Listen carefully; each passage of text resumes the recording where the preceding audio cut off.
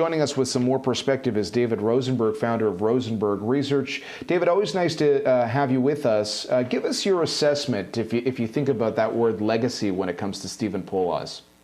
Well, it's almost as if you took my opening line, because I was going to say the very same thing. Poloz, look, the first thing we got to realize is that, he replaced this larger-than-life central bank superstar named Mark Carney, and the view always was that he had incredibly big shoes to fill. And I'd say that I don't know of another central bank governor here in Canada that presided over so many shocks. As you mentioned, at least two oil price shocks, recurring shocks that we saw in Europe, Brexit and the emerging market currency crisis in 2016.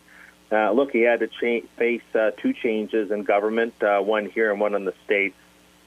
And then, of course, this pandemic shock. So he's had to, roll with the punches. And, when I get asked, which I get asked repeatedly, this, I think, a rather inane question as to what grade would you give Stephen Poloz? In this realm of central banking, it's not about the grade, it's pass or fail.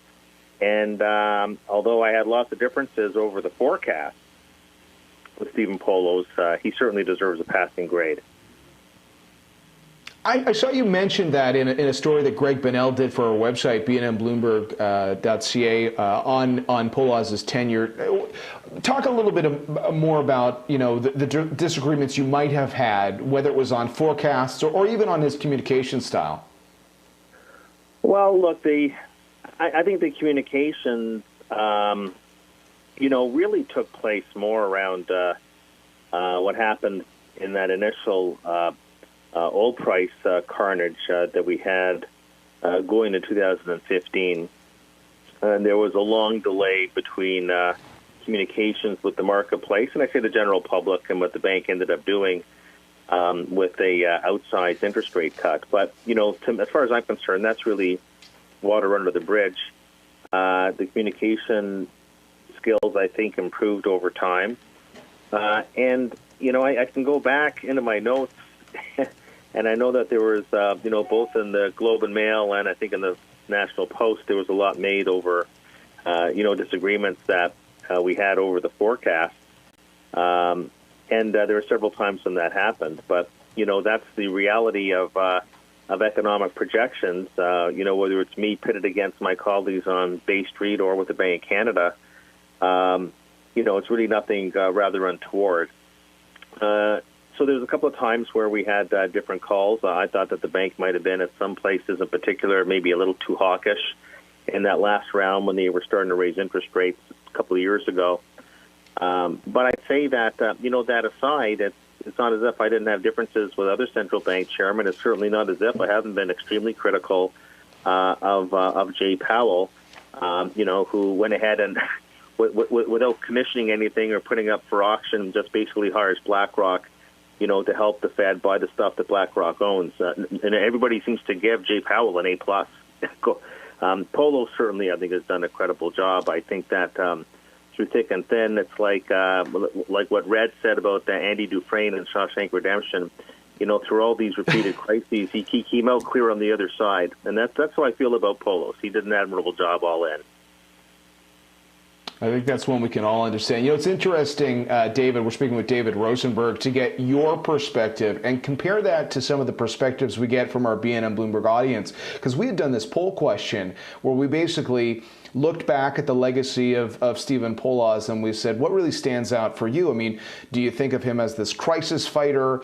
Do you think about the communication style, the willingness to surprise the markets? Well, the overwhelming majority actually chose another option we put in there, which was the struggle to rein in household debt. And we were having a conversation earlier with Avery Schenfeld, noting, when it comes to navigating household debt, I guess it depends on how you want to define the role of the Bank of Canada. But what's your reaction to the fact that with our own unscientific poll that so many people think about that, the ballooning household debt in this country during the years that Stephen Poloz was the Bank of Canada governor? Well, I guess it all comes down to, it's a damned if you do, damned if you don't. You'd ordinarily would say we have this housing bubble on our hands, or a mortgage bubble, and so the bank should raise interest rates and therefore burst the bubble, and then, of course, we'll have a detonating economic recession on our hands if they did that, with or without the pandemic. Look, the reality is this. The central bank governor reports into the Department of Finance. The finance minister is his boss. When we're talking about housing and mortgages, it's not just the Bank Canada, it's also CMHC, and everything pretty well ultimately rolls into the Department of Finance. This is more of a fiscal and regulatory issue than it is strictly a central bank issue, because interest rates ultimately impact various parts of the economy in different ways. And of course, let's say that you want to get ahead of a housing bubble and you raise interest rates at the same time. You do that, you drive the Canadian dollar up and you crush our exporters. As an example, there's the laws of unintended consequences. The problems on the debt side really rest, in my opinion, on the federal government. This is not about the Bank of Canada. We could have handled this a lot differently through non-interest rate credit measures than using the big hammer from the central bank, and I was saying that for a long period of time. And obviously we got to look ahead too, David, and we're about 10 minutes away from the start of trading today.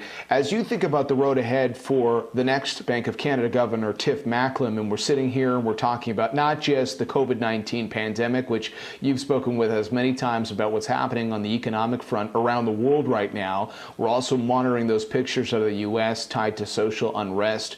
What do you think is top of the list in terms of Tiff Macklem, in terms of what he will be navigating in these next few weeks? Well, it's not just going to be the next few weeks. It could be the next few months and the next few years. Look, he's going to be managing a much larger balance sheet than he would have otherwise. And this is unlike the United States, where, Ben Bernanke handed off a $4 trillion balance sheet to Janet Yellen, back in 2014, the Fed was already used to all these quantitative easing measures. We in Canada prided ourselves on the fact that we never had to go this route during the great financial crisis, but here we are today.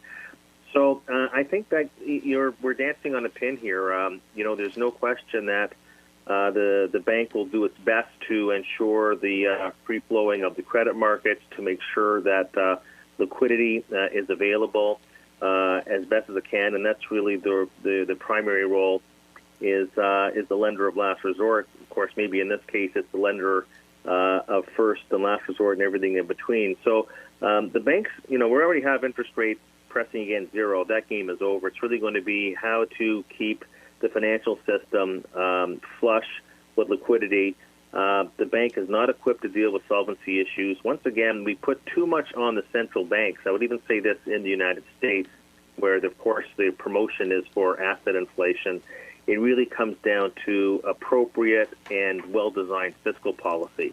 But Macklem's going to have to manage a bloated balance sheet. It's not going to be impossible. Janet Yellen managed a $4 trillion balance sheet that Bernanke handed off to her for a good 4 years, and Macklem's going to have to, navigate around that. I think the most important thing is going to be to, at best, maintain the central bank's independence as far as that can be accomplished, and also not to be in the game of picking winners and losers. And that's going to be very difficult, especially as you get into security selection in the corporate bond market, or you start getting into the provincial bond market. Then you start getting into, what we call in economics moral suasion problems.